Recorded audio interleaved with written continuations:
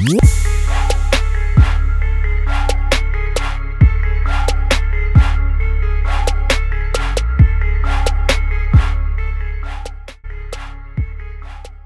guys, welcome back to the channel.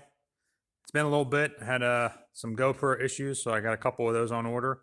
But let me show you guys what I got going on today, and we'll go from there. As you guys can see, I got King Dent here.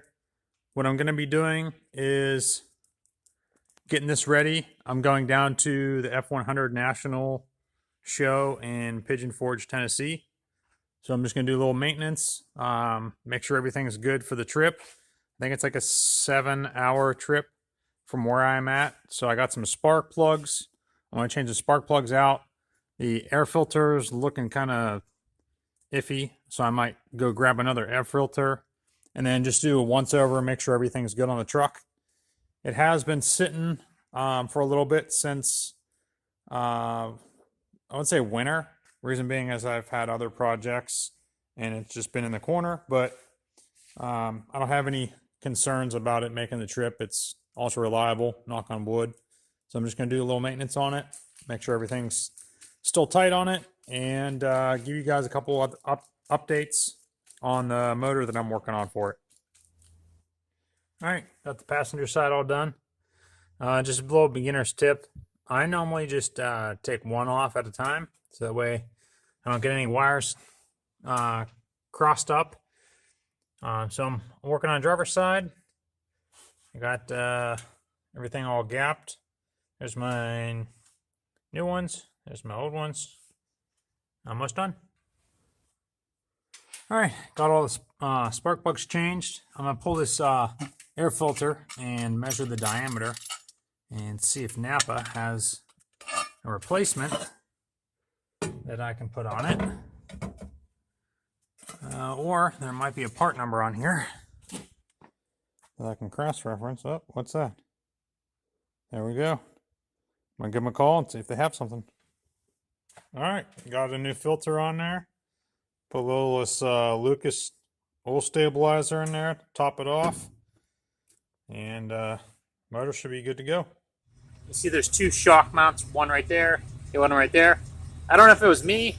It's probably me. I think I jacked it up on this and kind of bent it.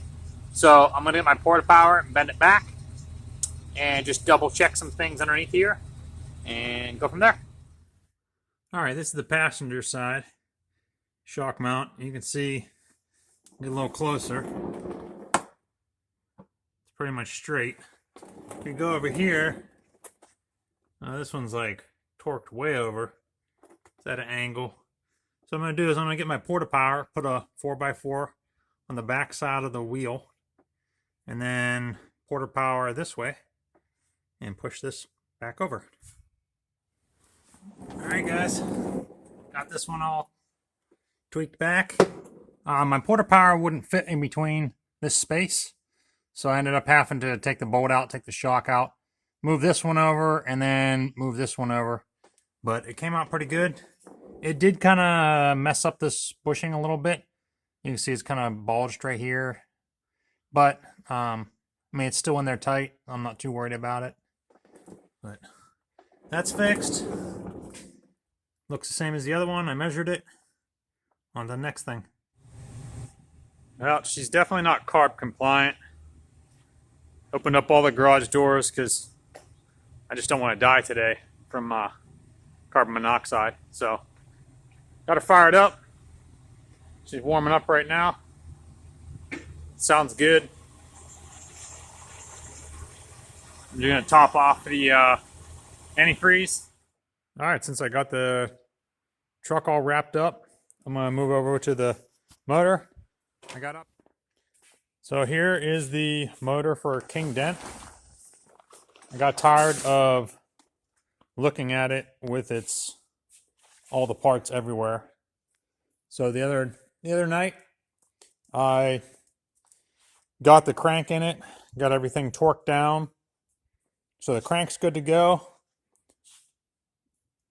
And what I have to do next is I have to find somewhere up in one of those boxes. I have all of the parts when I disassembled this engine. I have to get the oil squirters in the block. And what else do I got? While it's upside down, I'm going to put the lifters in and cam. I just have a small aftermarket cam. I forget what it is. It's up there in those parts somewhere. But I'm going to put the cam in, lifters, oil squirters. I can spin the motor upside down and start filing the rings for each cylinder. I have all Cummins 20 over stuff. So I got wrist pins. I have all the pistons, 20 over pistons. There's all the rings. Here, there's a spare set of rods. I have another set with some ARP hardware.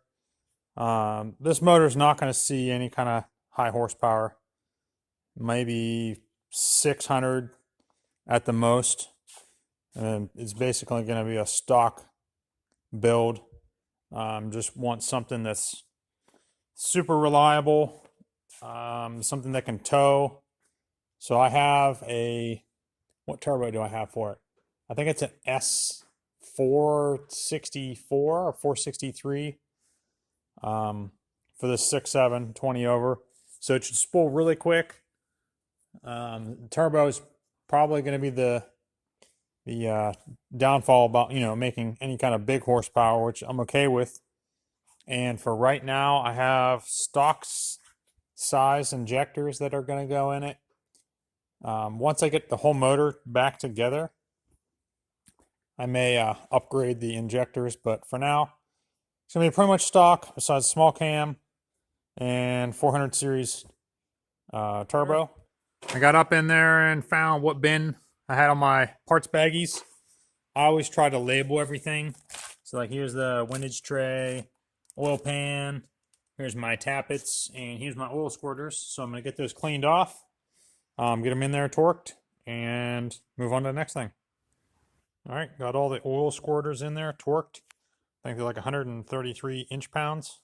I put red Loctite on them just because there's not a whole lot of thread engagement, and definitely don't want one of those falling off. Let's see, what am I going to do next? Let me see if I can find my cam. I don't know if I have my gear pressed on it or not. If I don't have my gear pressed on it, I might end up just flipping the motor over and then start filing my rings so I can get the pistons in. All right, guys, back at it. Right now, I am working on filing up the rings, checking them with the pistons, checking some clearances. So I got number 6 done. I'm working on number 5. I'll work my way down, and once I get all the pistons put together, I'll pull out the rods, clean those. I forgot. I have a set of 12 valve rods with ARP studs in them. I'm going to put in this motor.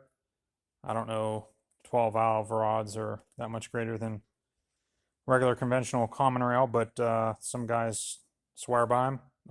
I guess it's more of a cheaper build, but it'll do for what I need it to do. All right, guys, I'm down to my last piston. Just finished up number 2 here. What I did was filed each ring per its own cylinder and piston. So it's important that you keep the rings for what you filed it for each cylinder, so that way your measurements don't change. So I'm gonna open up the last piston, get it filed, set. I got 4 of them here, plus the one I just did, and then I'll start putting on the rods. All right, guys, I got the rods all laid out here. I'm gonna start to assemble the rods onto the pistons, and then stab them into the motor. All right, all 6 rod and pistons are put together. So now I have to find my ring compressor. I have not a clue where it's at in order to get these things in. Literally, this never happens. There's probably, I don't know, 20, 30 totes up there, boxes. This whole rack, there's 10, is this 10 foot? 10, 12 foot wide, stacked with boxes. The first box I open up on the floor has both my spring compressors, my piston ring compressors. Lucked out on this. All right, I'm down to the last 2 pistons. Got 1, 3, 4, and 6 in. And now I'm gonna put 2 and 5 in. And I turn it upside down and torque all the caps. And that should be it.